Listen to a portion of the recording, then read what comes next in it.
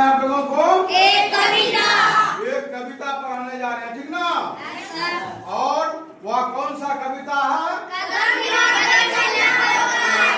कदम मिलाकर चलना होगा, ठीक ना। क्या कविता? कदम मिलाकर चलना होगा। कदम मिलाकर चलना होगा शीर्षक कविता के लेखक कौन है? अटल बिहारी वाजपेयी जी है। कौन है? अटल बिहारी वाजपेयी जी है, ठीक ना। अब थोड़ा सा हम लोग अटल बिहारी वाजपेयी जी के बारे में थोड़ा सा जानकारी ले लेते हैं, ठीक ना। सबसे पहले ये जान लीजिए, ये जो अटल बिहारी वाजपेयी जी थे, इनका जन्म कब हुआ था? इनका जन्म 25 दिसंबर 1924 को हुआ था। कब हुआ था? 25 दिसंबर 1924 को हुआ था। अटल बिहारी वाजपेयी जी का जन्म कब हुआ था? 25 दिसंबर 1924 ईस्वी को ग्वालियर में हुआ था। ग्वालियर कहाँ है? मध्य प्रदेश में है ना। ग्वालियर में हुआ था। ग्वालियर कहाँ है? मध्य प्रदेश में। और इनकी मृत्यु 16 अगस्त 2018 ईस्वी को हुई। कब हुई? 16 अगस्त 2018 को 93 वर्ष की आयु में इनकी मृत्यु हुई। कितने वर्ष की आयु में हुई? 93 वर्ष की आयु में इनकी मृत्यु हुई, ठीक ना। और इन्होंने जो है 3 बार भारत के प्रधानमंत्री पद को सुशोभित किया। क्या हुआ? 3 बार भारत के प्रधानमंत्री पद को सुशोभित किया, ठीक ना।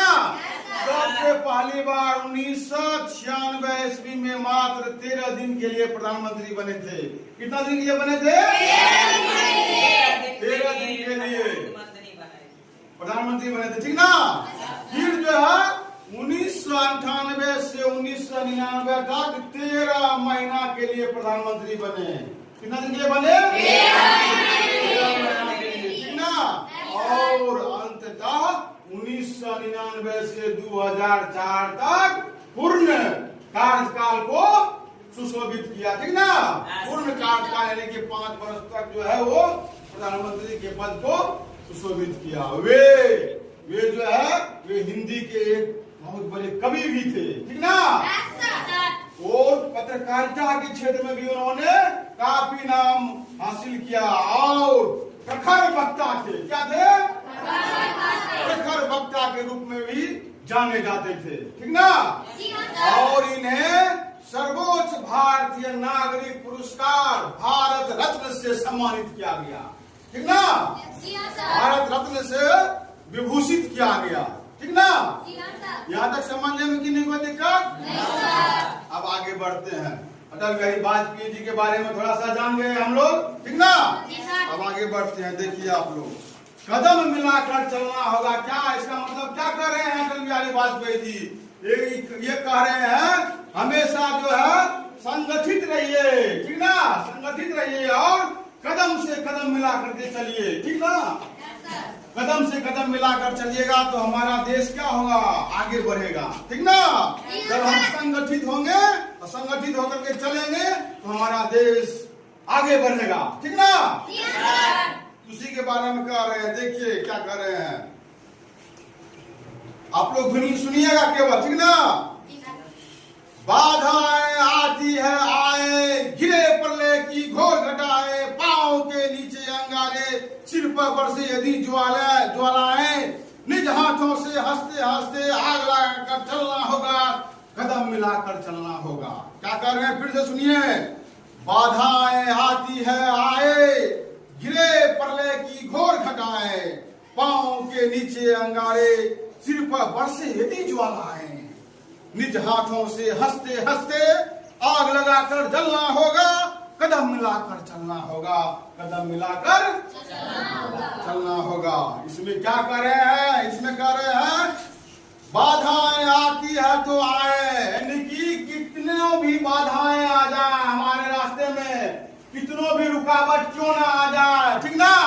हमको जो है विचलित नहीं होना है, बढ़ते रहना है, ठीक ना। उसके बाद क्या करना है, गिरे प्रलय की घोर घटाए, और मान के चलो चारों ओर प्रलय का बादल ही क्यों ना गिर जाए, ठीक ना, फिर भी आगे बढ़ते रहना है। पांव के नीचे अंगारे, यानी कि हमारे पांव के नीचे आग का गोला ही क्यों ना आ जाए, यानी कि कितना भी विकट परिस्थिति क्यों ना आ जाए, ठीक ना। हमको क्या करना है, आगे बढ़ते रहना है, ठीक ना, आगे बढ़ते रहना है, ठीक ना। उसके बाद सिर पर बरसे यदि ज्वालाएं, यानी कि मान के चलिए, मान लीजिए हमारे सिर पर आग की वर्षा ही क्यों ना होने लगी है, ठीक ना, मेरे सिर पर आग की वर्षा ही क्यों ना होने लगी हो, यानी कि कितना भी बाधाएं आ जाए हमको कभी भी विचलित नहीं होना है, हमेशा आगे बढ़ते रहना है। और क्या कर रहा है, निज हाथों से हंसते हंसते आग लगाकर चलना होगा, कदम मिलाकर चलना होगा। कह रहा है अपने हाथों से क्या किए, कदम से हंसते हंसते जो है आग में जलते हुए जो है आगे बढ़ते रहना है, कदम से कदम मिलाकर के चलते रहना है, ठीक ना। यहाँ तक समझने में कितनी को दिक्कत, आप